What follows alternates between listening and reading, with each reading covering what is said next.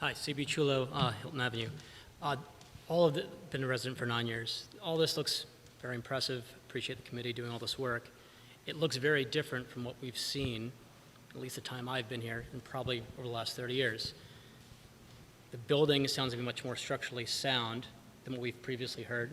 Has there been any reconciliation between what was previously found and what we're now saying tonight, between whatever surveys were done and what we've now heard about tonight being really strong, really solid brick walls? And then secondly, this plan, the proposed plan, looks very different from what we've seen in the past, with partial preservation with hockey rinks and basketball courts and all that. Is there a specific reason or thought process the committee has had as to why this looks completely different? Well, let me explain.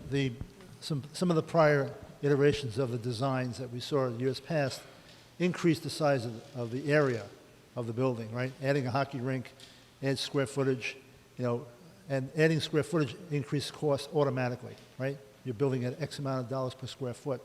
So our goal is to try to work within the limits of the building as much as possible. And as I said before, even maybe less than the limits of the building if it can be phased, or maybe areas not worked on at all. That's one possible way of trying to do an adaptive reuse of the building. But again, we're not seeking to increase the square footage of the building. Okay, and any reconciliation between previous survey work being done on the validity of keeping the building versus what we're hearing now about it really being strong and structurally fantastic? The reports in the past didn't say the building was all coming down. I mean, I don't understand why people keep thinking that just because the building is old, it had vines on it, some of the windows are broken, that the building was falling down. As an architect, when we look at buildings like this, especially buildings that we think may collapse, we're looking for displacement of the facade, right? So if you're off the vertical by any degree, then we know something's happening to the building structurally. When you walk around this building, you look at the elevations, they're all plumb, they're all fine. I concur with the structural engineer.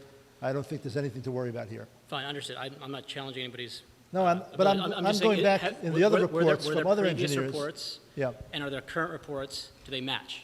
Well, they don't match 100%. Every engineer or every architect's looking at something a little bit differently. They're very consistent, though, in my opinion. They're similar, Thanks. but not exact.